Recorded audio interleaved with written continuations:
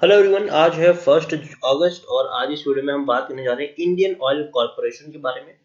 देखिए 88 रुपीज के आसपास शेयर ट्रेड कर रहा है और हाल फिलहाल में इसके नतीजे आए और काफी शानदार के नतीजे हैं और पॉजिटिव नतीजे हैं। इस वीडियो में हम उन नतीजों के बारे में बात करेंगे और शेयर में खरीदारी करनी चाहिए कि नहीं उसके बारे में भी आज हम इस वीडियो में बात करेंगे। लेकिन उससे पहले अगर आपने अभी तक चैनल को सब्सक्राइब नहीं किया है तो प्लीज अभी इसे सब्सक्राइब कर लीजिए, क्योंकि आगे भी बहुत सारे वीडियोस हैं जो आपको काफी ज्यादा हेल्प करेंगे। तो चलिए शुरू करते हैं। तो जैसे कि आप देख सकते हैं कि शेयर 88 रुपीज के आसपास अभी ट्रेड कर रहा है। पिछले एक महीने की हम बात करें तो पिछले एक महीने में 3.5% का ग्रोथ है। 84 रुपीज तक का लो था, 94 रुपीज तक का हाई बना है, लेकिन पिछले कुछ दिनों से काफी ज्यादा दबाव हमें यहाँ पर देखने को मिल रहा है। पिछले एक साल में इंडियन ऑयल कॉर्पोरेशन में 36% की गिरावट हम देख चुके हैं। 150 रुपए से भी बड़े लेवल से शेयर टूटता हुआ नीचे आया था। 71 रुपीज तक का इसने लो बनाया है। बढ़िया रैली आई, फिर वापस गिरावट आई गई और फिर तेजी आई, फिर गिरावट आ गई। 3 साल की हम बात करें तो पिछले 3 साल में इंडियन ऑयल कॉर्पोरेशन में 51% की गिरावट है। 227 के लेवल से शेयर कंटिन्यूस टूट रहा है, कंटिन्यूस। और कोविड ने इसकी और ज्यादा कमर तोड़ के रख दी, लेकिन उम्मीद करते हैं कि यहाँ से थोड़ी सी रैली हमें देखने को मिल जाएगी। लार्ज कैप स्टॉक है ये, 83,974 करोड़ के आसपास है इसका मार्केट कैप है। एनएससी में अगर हम देखेंगे तो 4 करोड़ से भी ज्यादा का इसका वॉल्यूम ट्रेड हमें देखने को मिल रहा है। शेयर होल्डिंग की अगर हम बात करें तो प्रमोटर के पास 51.50% की होल्डिंग है। एफआईएस के पास 6.33% की होल्डिंग है। एफआईएस अपनी होल्डिंग को कट डाउन की है पिछले क्वार्टर के मुकाबले, जबकि म्यूचुअल फंड ने अपनी होल्डिंग को बढ़ाया है। 6.51% की होल्डिंग म्यूचुअल फंड के पास है। 7.13% की होल्डिंग इंश्योरेंस कंपनीज के पास है और नॉन इंस्टीट्यूशन इन्वेस्टर के पास 28.20% की होल्डिंग देखने को मिल रही है। यहाँ पर आप देखिए प्रमोटर की मैं बात करूं तो प्रेसिडेंट ऑफ इंडिया है जिनके पास 51.50% की होल्डिंग है। सरकारी कंपनी है और काफी दमदार कंपनी है ये। एक भी शेयर इनका गिरवी नहीं है। 28 म्यूचुअल फंड स्कीम्स ने अपना पैसा लगाया है। 486 एफआईएस भी यहाँ पर इन्वेस्टेड है। हाईएस्ट पब्लिक शेयर होल्डर की बात करें तो ओएनजीसी का नाम यहाँ पर सामने आता है। ओएनजीसी जो 77 रुपीज के आसपास शेयर अभी ट्रेड कर रहा है, उसमें भी पिछले कुछ दिन से काफी ज्यादा हमें दबाव देखने को मिल रहा है। 14.20% की होल्डिंग है ओएनजीसी के पास।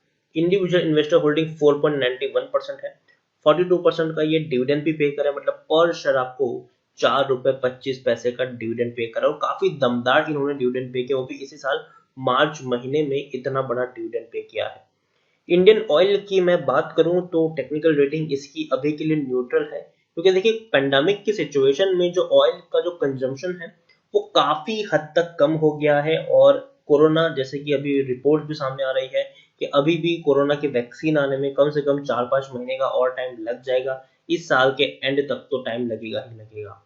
तो उसके चलते अभी भी सिचुएशन उतनी अच्छी नहीं है। ऑयल कंपनियों की हालत और भी ज्यादा खराब है क्योंकि डिमांड नहीं है और काफी सारे जो सप्लाई है वो ऑलरेडी काफी ज्यादा यहाँ पर हो रही है। तो उसी के चलते गिरावट हमें देखने को मिल रही है ऑयल कंपनीज में और मार्जिन भी इनका धीरे धीरे कम हो रहा है। यहाँ पर आप देखिए तो पीई 63 है, इंडस्ट्री पी 41 है, काफी हाई पी के ऊपर पहुंच चुका है। बुक वैल्यू यहाँ पर 99 है, प्राइस टू बुक वैल्यू 0.89 है, ईपीएस 1.39 है और डिलीवरीज तकरीबन 31 के आसपास देखने को मिल रही है। According to money control user 92% लोग खरीदने की सलाह दे रहे हैं, 6% लोग बेचने की सलाह दे रहे हैं और 2% लोग यहाँ से होल्ड करने की बात कर रहे हैं। यहाँ पर नतीजे के बारे में हम बात करें तो जून में काफी अच्छे नतीजे हैं। 2130 करोड़ का इन्होंने मुनाफा कमाया है। हालांकि पिछले क्वार्टर में 9101 करोड़ का लॉस था और जब ये लॉस हुआ था तब भी मैंने इसके ऊपर वीडियो बनाया था और मैंने कहा था कि ये वन टाइम लॉस था, इन्वेंट्री लॉस था ये वन टाइम, और तो नेक्स्ट टाइम आपको लॉस देखने को नहीं मिलेगा और ऐसा ही हुआ है। इस क्वार्टर में काफी बड़ा इन्होंने मुनाफा कमाया है, जबकि दिसंबर 2019 में भी 2475 करोड़ का इन्होंने प्रॉफिट कमाया था। उससे पहले सितंबर में 83 करोड़ का प्रॉफिट था। उससे पहले जून में 3300 करोड़ तक के भी इनके प्रॉफिट्स देखने को मिल रहे थे। तो काफी अच्छे प्रॉफिट्स कमाए हैं। इवन जो जून का जो इनके नतीजे आए हैं वो वाकई में काफी अच्छे हैं, डरने की यहाँ पर कोई उतनी ज्यादा बात नहीं है। लेकिन आप यहाँ पर देख सकते हैं कि कितना बड़ा अंतर हमें देखने को मिला है टोटल इनकम में, जहां टोटल इनकम इनकी मार्च क्वार्टर में 1,20,000 करोड़ थी, दिसंबर क्वार्टर में 1,24,000 करोड़ थी और जून 2019 में 1,32,000 करोड़ थी। आज वो 61,000 करोड़ है, मतलब आधी से भी कम हो चुकी है इनकी टोटल इनकम। तो देख सकते हो कि एक रीजन यहाँ पर ये भी है कि किस हद तक इनका कंजम्पशन कम हो चुका है, जो सेल्स है वो भी आधी हो चुकी है। तो अभी के दौर में इस पेंडेमिक के दौर में अभी ऑयल का जो कंजम्पशन है, गैस का भी जो कंजम्पशन है वो उतना ज्यादा नहीं देखने को मिल रहा है, और उसी के चलते इनके जो प्रॉफिट्स हैं वो थोड़े से कम हुए हैं। हालांकि खर्चा भी इनका कम हुआ है, इस बार आप खुद देख सकते हैं। तो पहले 1,35,000 करोड़ तक का खर्चा था, अब सिर्फ 60 करोड़ से भी कम का, 55 करोड़ से 60 करोड़ के बीच का खर्चा देखने को मिल रहा है। तो खर्चा भी यहाँ पर कम हुआ है, वो चीज भी हमें यहाँ पर ध्यान रखनी है। तो सेल्स भले ही कम हुआ है तो खर्चा भी कम हुआ है, लेकिन फिर भी अच्छा खासा इन्होंने मुनाफा कमाया है। जून के जो नतीजे हैं वो काफी शानदार हैं और काफी एनकरेजिंग इनके नतीजे हम कह सकते हैं। इंडियन ऑयल के बारे में अगर हम बात करें तो देखिए, इंडियन ऑयल की ये वेबसाइट है, और इंडियन ऑयल का सिर्फ ऐसा काम नहीं है कि सिर्फ ऑयल सेगमेंट में ही है, गैस सेगमेंट में भी काफी बड़ा इनका नाम है। इंडियन जिनके गैस रिफिल्स आपके घर पे आते हैं, सिलेंडर आते हैं, तो कई सारी चीजें हैं यहाँ पर जो हमें समझनी है। और तो और अगर मैं बात करने जाऊँ इंडियन ऑयल की, इंडियन ऑयल कॉरपोरेशन की, तो इंडियन कॉरपोरेशन में कई सारी चीजें शामिल है, जिसमें से petrol, gasoline, diesel gasoline, auto gas का भी यहाँ पर है, और उसके अलावा और कई सारी चीजें हैं। आप यहाँ पर देखिए, बल्क एंड इंडस्ट्रियल फ्यूल्स है, कंज्यूमर पंप्स है, Indian for non domestic use. तो देखिए, जो गैस का भी जो है उसमें भी होता है डोमेस्टिक यूज और नॉन डोमेस्टिकल यूज, तो कई सारी चीजें यहाँ पर है। एविएशन फ्यूल भी यहाँ पर शामिल है, नेचुरल गैस की भी यहाँ पर अगर मैं बात करूँ तो वो भी आपको देखने को मिल जाएगा। तो कई सारी चीजें हैं, तो उतना बिजनेस जो है उनका वो काफी ज्यादा बड़ा इनका ये बिजनेस है, तो वो चीजें भी आपको यहाँ पर ध्यान रखनी है। ओवरऑल काफी बड़ा इनका नेटवर्क है, और शॉर्ट टर्म में थोड़ी सी गिरावट यहाँ पर जरूर आई है, लेकिन लॉन्ग टर्म में रिकवर करने का पूरा दमखम ये शेयर रखता जरूर है। इंडियन ऑयल कॉर्पोरेशन के बारे में अगर हम बात करें तो सबसे पहले आप देखिए, जो प्रमोटर की होल्डिंग है वो यहाँ पर कांस्टेंट है। प्रमोटर ने अपनी होल्डिंग को गिराया नहीं है, 51.50% की प्रमोटर की होल्डिंग है और वो कांस्टेंट है। और प्रमोटर के एक भी शेयर गिरवी नहीं है। हालांकि एफआईएल्स ने अपनी होल्डिंग को कट डाउन किया है, 7.23% की होल्डिंग 6.33% देखने को मिली है।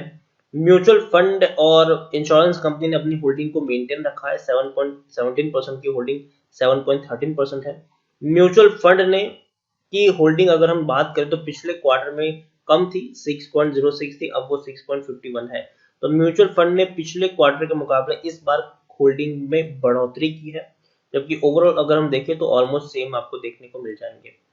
तो बड़े फंड हाउसेस भी खरीदारी भी कर रहे हैं, बिकवाली भी कर रहे हैं, मेंटेन भी कर रहे हैं। एफआईएल्स ने बिकवाली की है, म्यूचुअल फंड ने खरीदारी की है, इंश्योरेंस कंपनी ने कोई कुछ नहीं किया है, जितने थे उतने पर ही वो अभी खुश है। ओवरऑल इंडियन ऑयल कॉर्पोरेशन के बारे में कहूं तो जरूर शेयर में आपको थोड़ी सी कमजोरी देखने को मिल सकती है शॉर्ट टर्म में, लेकिन लॉन्ग टर्म में शेयर में इतना दमखम है कि आराम से 100-120 रुपए के ऊपर भी आपको ट्रेड करता हुआ देखने को मिल जाएगा। तो मैं यही कहूंगा कि अगर आप लंबी दूरी के निवेशक हो, आपने खरीदारी की है और अभी आप लॉस में हो, तो देखिए पैनिक करने की जरूरत नहीं, आप चाहे तो यहाँ पर बने रह सकते हैं। लॉन्ग टर्म में आपको शेयर 100-115 रुपए से ऊपर भी ट्रेड करता हुआ देखने को मिल जाएगा। लेकिन अगर आप शॉर्ट टर्म के निवेशक तो शायद इंडियन ऑयल आपके लिए उतना सूटेबल नहीं रहेगा, क्योंकि बहुत ही कम फ्लक्चुएट होता है ये शेयर अभी के दौर में अगर मैं बात करूं तो शॉर्ट टर्म के लिए उतना बेटर चॉइस नहीं है। दूसरी बात, अगर आप फ्रेश बाइंग करना चाहते हो तो जरूर फ्रेश बाइंग के लिए भी ये शेयर काफी अच्छा रह सकता है, लेकिन एक साथ एक ही प्राइस पर बहुत सारे शेयर्स खरीदने की गलती मत करिएगा। थोड़ी सी डाउन ट्रेड अभी यहाँ पर चल जरूर रही है, हो सकता है कि शायद आपको 85 रुपीज तक भी देखने को मिल जाए आने वाले दिनों में, 85 रुपीज तक भी देखने को मिल जाए। तो वहां से अगर आप चाहो तो थोड़ी खरीदारी कर सकते हो, लेकिन एक साथ एक ही प्राइस में बहुत सारे शेयर्स मत खरीदना। अगर आपको 100 शेयर खरीदने हैं तो 25 शेयर आप 85 रुपए के लेवल पर उठा सकते हैं, फिर वेट करें, अगर वहां से शेयर 2-3 रुपए और डाउन होता है तो और 25 शेयर खरीद लीजिए, फिर वेट करें, और अगर वहां से 2-3 रुपए डाउन होता है तो और 25 शेयर खरीदिए, फिर वेट करें, और वापस से वहां से थोड़ा और डाउन होता है तो थोड़ी और क्वांटिटी आप ऐड कर सकते हो। तो इस तरीके से आप यहाँ पर प्ले कर सकते हो, और कम से कम आप यहाँ पर एक साल का प्लान लेके चलिए, जरूर आपको शेयर में अच्छा रिटर्न देखने को मिल जाएगा। जल्दबाजी में आकर बहुत सारे शेयर्स खरीदने की गलती मत करिए, और हड़बड़ाहट में आकर बेचने की गलती भी मत करिएगा। तो इसी के साथ वीडियो को एंड करूंगा। अगर आपको वीडियो पसंद आया हो तो प्लीज़ इसे लाइक कर शेयर करें। अगर आप चैनल पर पहली बार आए हैं तो प्लीज़ सब्सक्राइब करें, और इंडियन ऑयल कॉर्पोरेशन के बारे में आप क्या सोचते हैं वो भी आप मुझे कमेंट में लिखकर बता सकते हैं। Thank you.